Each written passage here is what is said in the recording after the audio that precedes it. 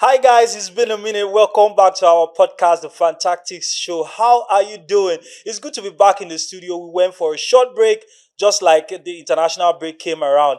And fortunately for us as a nation, I have to swallow my words in implying that Nigeria are not going to the World Cup. It's still possible that they will make me come good, but of course, Sabubu has been cutting me bombastic side eye, saying, It's talking. it's just unfortunate that he has more Beninois blood in his veins. I told him Nigeria would finish second, and we finished second. Yeah, you are proud saying it. Nigeria will finish second. Well, at least we still have two more shots. And you know the way this World Cup and playoff Yeah, is, Africa is where the problem is. actually, the If qualification we is can maneuver tougher from Africa, then it's obvious based on our FIFA rankings, we might be the highest seeded team. So when So you are dragging with Lesotho and Zimbabwe, is now the likes of Gabon that you see, now go that and is defeat that. easily. By next month, we'll have Our time two-legged to talk about playoff. that. We wish us good luck. We wish us good luck. And of course, welcome back to the show, Sabubu. Hello, fans. Welcome back. Thank you for the messages. Thank you for the likes, the subscriptions, the Yes. followership. And the birthday messages too. Thank you. Yes, his birthday was over the weekend. So the Premiership is back, and another casualty again. The man that likes to brag that he wins his trophy in his second season. Yeah. They didn't even allow him go 1/4 of the season. He was fired 15 minutes after Nottingham Forest lost to Chelsea. You could tell that was a romance that was doomed for the rocks from the beginning. Big Ange was a polar opposite of Nuno Espirito Santo ideologically. So you just knew that squad and that combination. It was more of a Nuno's curse that came upon Ange. I don't think it was a Nuno's curse, really, because if they brought the likes of a Mourinho, they might have made it work. A Ranieri, they might have made it work. But Big Ange with his high line and his possession-based frantic tactics. The matter is they didn't give him time. Which time? No, they didn't give him time. Time? Which time? This is a team that was in the top 4 last season, that is in Europe, that was looking very solid. And you sacked the manager, you came, you lost all but 2 games, and you need time. The manager just won only 1 match. No problem. Give him time to relegate them. Yes, that's what you want. Marinakis is the main problem. Big Ange was not supposed to be there. But now that he's there, please pursue him early enough so that you can salvage something from the season. From what we are hearing, they've been speaking to Mancini, and you know Mancini is a very fiery person, and he can't work without. Sabubu, please be careful. We are not ready to be dealing with lawsuits in this tactics. Please. He can't deal with the man's personality. I think they are closing on Sean Dyche. Even Spalletti was spoken to, but I don't know the traction that came out from that. I think it's Sean Dyche. They are bringing the relegation coach that knows how to relegate things and bring them back. It's not relegation. It's a firefighter. You understand? Yeah. But you don't talk because the way they go sue also. I bet warn yourself, Sabubu. Welcome back to Fantactics Podcast. Man United fans. Wait. Clap for yourself. We're going to get to Man U. Make them clap for them. You know, say they know they ever like to watch our show. From the beginning, more tell them this show. We are not fighting you. Etiosa called me. Etiosa is a diehard United fan. He has been a fan of United from his mother's womb. Are you serious? He called me on Friday and said, "You and that stupid boy with the comments." He insulted us that he doesn't watch any football podcast because the way they put United as if they want to slaughter them like ram. And I said, no, Vexo. Are you people playing well? No. Yes, they are playing well now. They are not be playing well barring till Sunday. No, see, when you play well, we'll give you kudos. Before we get to United, let's talk about matches. Brighton beat Newcastle. You know, it's ironic that both Newcastle and Alexander Isak have fallen off since they left each other. So it's something that we have to watch out for. Although their new striker signing, Nick Wout made, he's doing very well.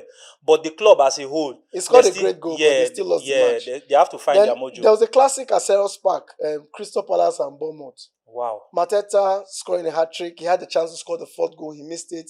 And that's the first time I see a striker scoring a hat-trick and he's not happy. Yeah. Mateta has been doing really well. I expected him He even to scored for step up, yeah, France in to his step up, yeah, in to step up to international a match. higher team, which is a good one. Oliver Glasner has been doing well. Iraola has been doing well. They are both in and around the top half of the table, which is kudos to them, delivering an exciting match for the Then neutrals. City beat Everton, which was expected. Yes, expected, and of course the Terminator himself matches on. Amazing things Haaland is doing this The season. guy is crazy. He has scored in every Premiership match this season. That's remarkable. So that his stats will just keep on getting better, better, and better. Then for the last match of Sunday, Fulham versus Arsenal, in quote, Corner FC, they did what they know how to do best. Arsenal did not play with the handbrakes. I was impressed with the way they played. They went at Fulham. And I still don't understand how they keep doing it. Next week, they'll be playing, I think, maybe Crystal Palace or so. That would really still test them because Crystal is playing very They're well this season. resilient, yeah. Then for I okay, think we have to say put it out there. Look, Arsenal are playing with a level of self-belief that you see with championship winning teams. They know that they can get that goal and they always go ahead to get it. This is the second match in a row where they have not faced any shot on target.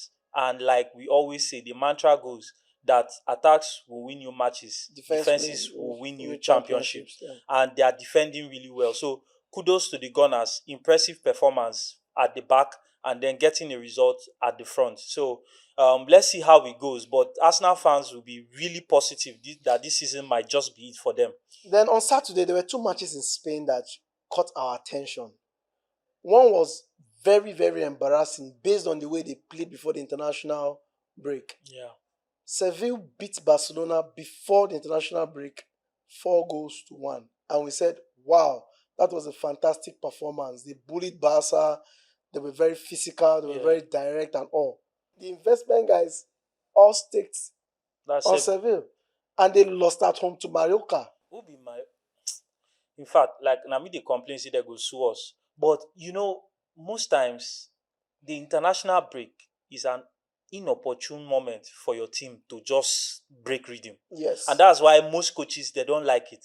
Sure. Because you might have built something, built up some momentum, built up a certain level of coherence. Then when they travel, a spanner in the works. Somebody goes to Ecuador, another one goes to Bolivia, somebody goes to Australia, somebody goes to Japan, and then I talk of the ones that come to Africa. The match was very embarrassing, and I saw the Seville coach very, very, very downcast. No, he has to go back to the drawing board and find out what that went momentum wrong. was just killed. Then another match that I saw a team were playing as if they were playing their last blood was Barcelona versus Girona.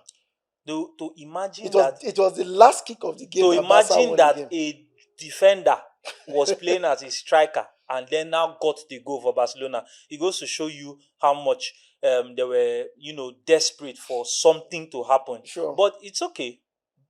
The most important thing is, did you get the 3 points? That is it. I always tell people that I'm not down with statistics that they've not considered. Even our football group that both of us are part of, I keep saying it. You can post whatever statistic has from now till forever. If you do not win the Premiership, those statistics stand for nothing as far as I'm concerned. If you know win cup, anything about Opta are just using that to make money. Trust me, because of the traction it brings. All those analytics gives traction for discussions. Yes. And helps social media get that boost that they're looking for. Then in Germany, it was the German Classic. Bayern Munich versus Dortmund. Bayern 11 straight wins, a record for them, and scoring. Harry Kane is scoring for fun. Goals, yeah. Then the signing of last season is picked up again. Olise, who supposedly should have been playing for the Green Eagles of Lagos or Nigeria. When your NFF no know what they do. Are we back? Are we live? Okay, yes. Our NFF knows what they are doing. Well done very much. So it was another amazing match. We were hoping this season that the Bundesliga would be more competitive. But to be honest, Bayern are looking pretty unstoppable already. They are looking very unstoppable in Germany. I'm not looking at what they're going to do in Germany. I'm looking at what they're going to do in Champions League. Well, they have started impressively with winning all their games so far. So we see how the round of 16 and the knockout stages go, and then Then in Italy was full of surprises. yes, a lot of On surprises. Saturday, everybody felt Napoli would continue on their winning streak or try not to lose. They lost at Torino. They scored an equalizer, but Vieira chunked it off, and I felt so sad for Conte after jumping like a kangaroo, and he was told that the goal would not stand. One thing with VR these days, when you they celebrate humbly. In fact, be sure they have finished blowing the goal before you start celebrating, because it's pretty embarrassing both as a player and a manager to run half the length of the pitch, do a knee slide, a fist pump, and after that you lost the match. Then AS Roma lost at home to Inter, Yeah. which was kind of expected based on the pedigree of Inter Milan and their recent forms from last season and upper season. Then on Sunday, I don't know what's wrong with Tottenham, but they are sliding gradually. They started the season impressively, but it's always like that. gradually they are becoming sporsy. They lost and we are not surprised. They lost to Aston Villa. And Aston Villa were also not winning games, but They their started past winning. 2 matches And now. Spurs scored first. In the 5th minute, they scored. They even scored a second goal that was cancelled. And Villa came back and won the match. Rogers scoring a beautiful goal. Beautiful goal. Then Benaldia, that lost and found Argentine, scored. So I think Thomas Frank has been given a reality check. Yes. He made an impressive start He's at in a Tottenham, big team, but and he's seen the realities of coaching yeah, a big team. So he will have to go back to the drawing board and try to get their season back on track before they slide further down the table. Okay, we're going to talk about 2 matches before we go on break. And those 3 matches, in the sense that one is just a pass by Real Madrid doing the normal thing, beating Gaddafi. Como versus Juventus. That was like a very impressive it was like the result. cream de la cream of Italian football were at Como for that match. Yes. Not just of Italian football, international football. So Thierry was there, Arsene was there, and a lot of was there, Fabio Capello, a lot of Gattuso, Italian and legends. everybody. Yeah, and the match delivered. They comfortably beat Juventus. The match delivered. And I was left in total shock, and I said, "What? Fabregas is cooking something." And watch out for the name Nico Paz. Yes, that boy is a star. He's awesome. A baller. But ironically, he's they go collect and back. He's a Real Madrid boy. They go collect. Then the match of the weekend was Liverpool Manchester United. Now that match made me understand something about football. If you start slowly, you suffer. If you start fast, you can have an edge. Because when you start fast, you're already in the front foot. The team trying to hit you are trying their possible best and they're opening gaps.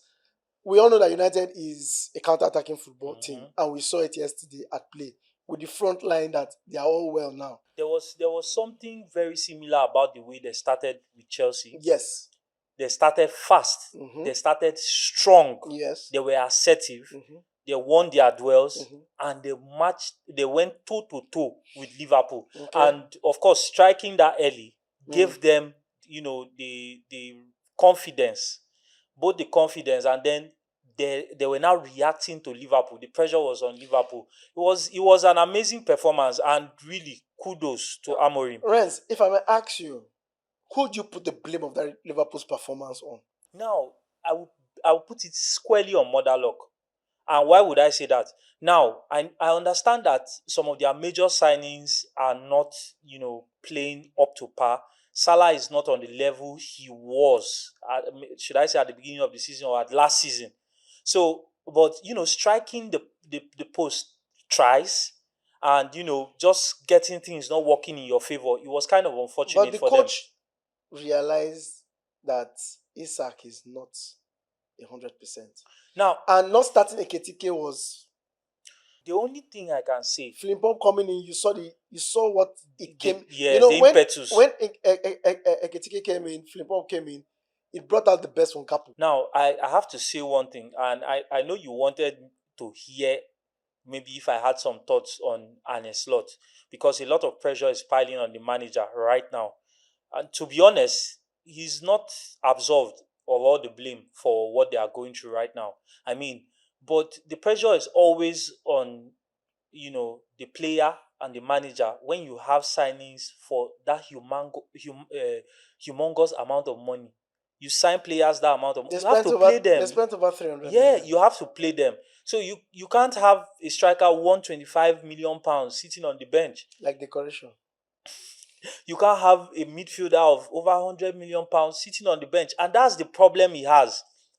Normally, that should be a good problem. But right now, with the results not working out, losing 4 matches on a bounce, that is a big problem for Arne Slot. And people are beginning to question him. Oh, last season you were lucky. You came in, you had the foundation. Like you always say that Jurgen Klopp laid a good foundation and he just had to saunter in and, make a few tweaks. There's a rumor, there's an interview that came out yesterday, stroke today, where Jurgen was saying, Jurgen said he can't come back to England to coach another team except it's Liverpool. So he was opening the door to a comeback. So these are some of the things. But like I said, look, this is a top team. If you win championships in England, you are automatically having a target on your back. You're a marksman. The opposition will come for you. They will build the textbooks of tactics around your team. Presently, we are seeing the Agberish Feyenoord in.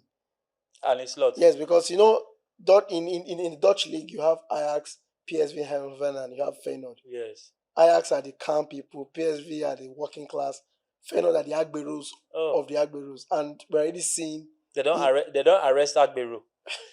Unfortunately for Arne Slot, he has his work cut out for him. And I don't envy him, to be honest. Okay. I don't envy him. He just has to figure out how to get his signings in tune. If not, really, the door might be open, if not for Jurgen Klopp, for other managers to come into that team. So let's go for a break. Yeah, we'll come back shortly. Please, if you haven't followed us yet, a lot of our fans, you watch our show, you enjoy it, but you are not following us. Follow us so that you can get the latest from the Fantactics show. We'll be back shortly. Let's go for a short break. Fantactics brought to you by Trendstack.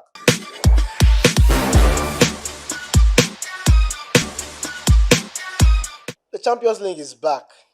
The creme de la creme of European football. Thank you very much. Those nights that the anthem gives you goose pimples, right? Man, you fans cannot relate, even though they beat Liverpool. Please stop it. Allow me to just get that word in there, please. Before we went on break, Renz talked about following us. Kindly subscribe to our YouTube page. We need you, and we need you guys there so badly, so it can help. What's that word? Our algorithm, Rabi. Yes, the algorithm to put us in a good rhythm. Yes, thank you. If you get the point, because if you subscribe, trust, you really help us grow in this, and we can give you more content on a weekly basis. As time goes on, we want to be doing twice a week, so we need your help. We go shoot, say they even use go week. So Barcelona now, this is for our investors. Yeah, because they've been complaining that we've not been giving them tips. We are sorry, investors. Don't worry, we are here for you. So Barcelona Olympiacos, what do you think about that match? That's a straight win for Barcelona with multiple goal margins. So I'll be looking at over 2.5. Well, for me, Barcelona straight win. Yeah. Arsenal Atletico Madrid. That is a blockbuster fixture. I'm looking at a low scoring game. So I'm looking at an Arsenal win or draw. Same here. Bayern Munich, Bayern Leverkusen. Bayern Munich, Bayern Leverkusen. Bayern Munich, Bayern Leverkusen. Sorry, Bayern Munich versus Paris Saint-Germain. Wait. Because clear me. Be like, what's going on here? That's another blockbuster fixture. Expect goals. That's all I can say. I'll give you 2 tips. Yeah. Both teams to score, or PSG win or draw. Then another match at Timeside that we know is going to be a blockbuster, because this kind of match, there's nothing like tactics. Both teams will go at each other. Newcastle, Benfica.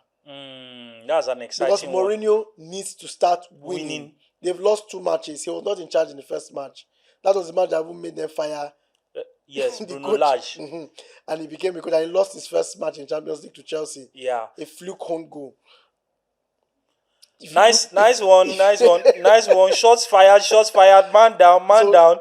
I think I would actually back Newcastle to get the win. Same here. Why? Because they also need a positive result to lift the spirits, and on their day, Newcastle are unplayable. Then for PSV Napoli, you think Conte would finally do something outside Italy? I think he's going to get the result because I mean, after losing their match to Torino in such manner, he'll be looking for something to get their. That's more of a response, yeah. right? So yes, so straight win, but I think both teams to score is also fair. Well, for me, over 1.5, Napoli win or draw. All right. Then for Union St. Gilloise versus Inter Milan in Belgium.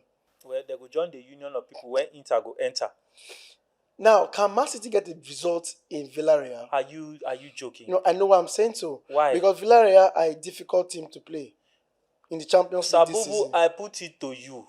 You're always putting this to me. Next week, you're telling me you are sorry. We sorry. Now only Nigeria matter, and you people should not even think you have qualified. More no deviate. We did Champions League now. Nigeria now no the Champions League because we have not won championship. What was I saying? With Erling Haaland in the form that Erling Haaland is in, I beg if you bring Villarreal, add their neighbors inside, they will beat two of them. Ren says the straight win for Man City. For Straight. me, is City win or draw. Then let's go to Wednesday matches. Athletic Club Bilbao versus Qarabağ at San Sebastian. Versus who? Qarabağ. Quara go bag am. They go collect. Then Galatasaray versus Bodo Glimt. Oh, of course, with the flying marksman, I think Galatasaray straight win for them. The AS Monaco versus Tottenham Hotspur. That's another exciting fixture. I'll go with both teams to score. I look at Monaco win or draw. All right. Atlanta Slavia Prague. Well, an Atlanta win or draw. Bayern Munich Club Brugge. Bayern straight win. Chelsea Ajax. Chelsea straight win. Eintracht Frankfurt versus Liverpool. Liverpool need a result. Eintracht Frankfurt are a very tough team on their day, but I'll still back Liverpool with a win or draw. Same here.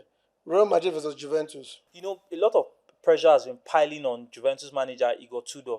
They have not really been in tune. I think this might be the match they finally sack him. Fans, Real Madrid will beat them. They go knock them at Barca. Then the last, but not the least match for the Champions League is Sporting CP versus Marseille. Marseille have been scoring goals for fun. The Greenwood has been really green this season. He scored 4 goals over the weekend. 4 goals. They beat what's the name of the team? They beat them 6-2 or so. Yeah, about. Well, I still back them to get a straight win in that fixture. Okay.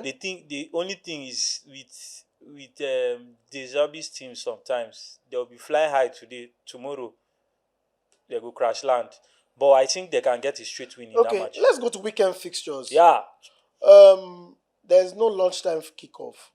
It's afternoon kickoff, but 2 matches will be played simultaneously. Chelsea will host Sunderland, and Newcastle host Fulham. I see Chelsea win or draw. I know they are still battling with injuries, but I mean, Maresca has shown that with the weapons at his disposal, the quality he has on the bench, he's always able to turn games. So straight win or draw for Chelsea. Fans, the Chelsea win with the red card in the match. You get it? You get it? Fulham versus Newcastle. Fulham versus Newcastle. That's another match where I'll go with both teams to score. Because I know Fulham on their day, they know how to get forward and get goals. And Newcastle are scoring. They are just not winning. But I also think Newcastle is about time they win a game. So it's a Newcastle win or draw for me. But both teams to score. Can United win a third match on the bounce? They are hosting Brighton at Old Trafford. Brighton has always brightened the opposition. That's whenever we watch Brighton at Old Trafford, our mood is brightened. I think they can still do it. Look, I know Manchester United are, they have won 2 games on the bounce. They have beat some of the top teams this season, and they have posted, a very, very impressive performance against Arsenal also, even though they lost. But I don't know, Brighton just has their number. In the theatre of dreams, now Brighton be the surgeon. Well, for pundits and for investors, guide that match. A Man U win or draw. You go win or draw. Okay, let's see how it goes. Or both teams to score. I think both teams to score will be a safer bet. But don't discount Man U. They can still win. Another difficult match is Brentford versus Liverpool. Brentford at home will walk you out. They roll up their socks and they will go at you. I think, funny enough, Liverpool have some very uncanny matches to play. With this run of bad form, playing a team like Brentford that Is just know how to. the worst Is one thing of the things. is the worst thing you ever asked for, Is because for me, if Liverpool were not playing midweek, I would have given them a chance against Brentford, to be honest. But going all the way to Germany to play an Eintracht Frankfurt team that that is very attacks a lot, difficult. Yes. then you're coming back home to play a Brentford team that is well rested. I don't know how they will cope. The only thing I can say is, if he play Isak, that Isak he go sack am. So better guide and a slot. Did they hear me? Well, if you're going to stake, just play over 1.5 and be safe, because there are going to be goals in that match. Yeah, definitely. There are going to be That goals in that we match. can both agree on. Then for Spain, let's go to Spain, and well, for Saturday, only one top match that really catch our fancy is Valencia Villarreal. We both know that the Spanish league is slow. The goals don't come in the way it's supposed to come in. But let's just say over 1.5 in that match. Not bad at all. Yeah. I agree. Then the star match for Saturday is Napoli versus Inter Milan on Saturday. Do you think Conte can beat his old club? I think he can. I wouldn't bet against it, actually. I wouldn't bet against it. I think he's going to get a result in that fixture. You're very sure about that? Fairly certain that Napoli are going to get a win or a draw, at least a draw. Sunday matches in the Premiership are very, very tough. Now, I don't know how Nottingham Forest will survive, but Nottingham Forest are going to the home of Bournemouth, one of the underdogs in the Premiership, one of the well-drilled and well-disciplined teams in the Premiership. Do you think Forest can survive that match on Sunday? Remember, they are playing on Thursday night. The firefighter is going to be in the dugout by then, most likely. Okay. But I don't think he's going to have enough to stop Bournemouth. With Semenyo in the form that Semenyo is in, I'm sorry. And they're free scoring. That's another. Yeah, it's a good thing, but it's a bad thing for teams. I'm really sorry for Nottingham Forest. But anything when they do now, Marinakis marinated it upon them. So they should bear their cross. Did you hear what Ange said after he was fired? What did he say? That the players don't, they're not really, maybe they're not playing well, that all the food they're supposed to eat, Marinakis is the one eating it. I don't tell you, say, podcast where we start, just they do 1 year. You want me to use lawsuit to take close this podcast? I didn't say it. It's on the Big social man media. say it. Arsenal will take on Crystal Palace. Another tough match. Arsenal in the form they are in, you know they will not lose. That's the only thing you can be assured of. Whether they will win is up to Crystal Palace, who are Playing very well. Yeah, pretty well themselves. So, but my fear for Crystal Palace is Arsenal desires teams that come at them. They'll pick holes. So if Crystal Palace is not careful, if they play the way they played against Bournemouth, against Arsenal. The thing is, Oliver Glasner is not a manager whose tactics is set in stone.